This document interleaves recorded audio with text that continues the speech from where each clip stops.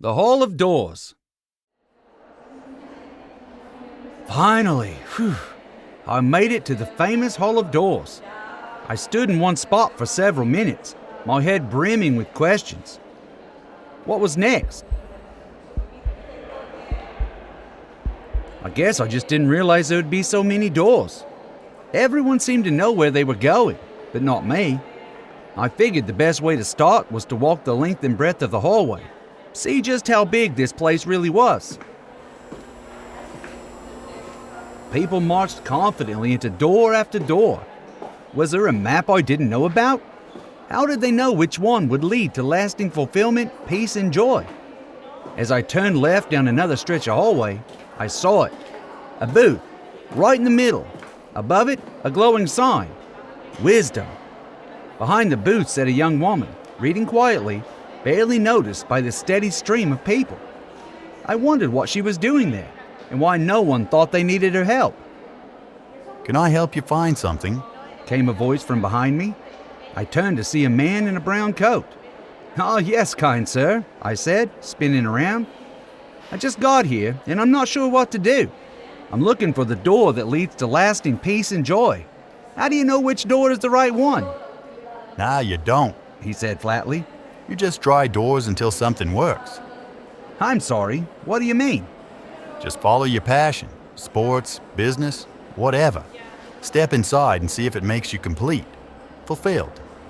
"That's it? That simple?" "Yep, that's it." But his words didn't sit right with me. Trial and error? A whole lifetime could be wasted chasing the wrong doors. "But how about that lady over there? Can she help?" I pointed to the booth in the middle of the hallway. The wisdom booth lady? Nah, man. You're better off figuring things out on your own. She claims there's only one door for everyone. That's ridiculous. Just keep trying and you'll find it. With that, he walked away. I scratched my head. Okay, here goes. I walked around looking at the doors.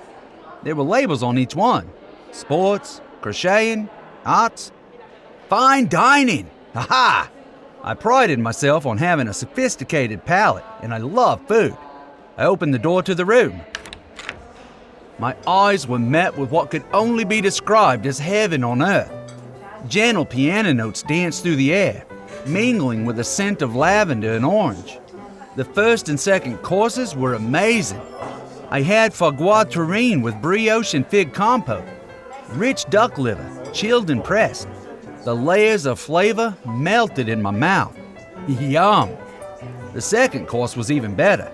I devoured it like a lion that had been on a fast. But by the third and fourth courses, my soul felt emptier than my plate. Surely this wasn't it. I tried the knowledge door next. That always said, "Knowledge is the compass that turns wandering into direction." I had never seen so many books in my life. I walked the length of the library. There were books on any subject imaginable. 2 hours later, after reading 3 books, I knew this was not it either. Next, I tried fitness. The room was full of determined lifters. I tried too, but no matter how heavy the weight, it didn't lift the emptiness inside me. I stepped back into the hallway. Surely, there had to be some direction, some map. My eyes drifted back to the wisdom booth. She looked kind. Maybe, just maybe. Hi.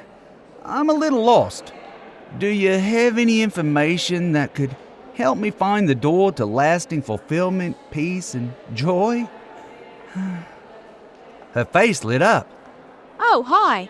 Finally someone who wants my help. Yes, I do know the way. There is only one way. Everything else is fleeting." "Really?" I said. Yes, most people want to control their own path, thinking they can find salvation in themselves or in something else. It breaks my heart to see them struggle when the way is right here. I shook my head in disbelief. She slid a folded piece of paper across the table. "Here you go. Godspeed." I opened it.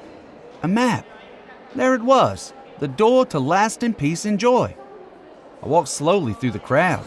Their judgmental stares burned. I folded the map and slipped it into my pocket. My heart raced as I drew closer and closer. It had been a long journey to get here, but if there was only one way, this was it. I turned down the final hallway.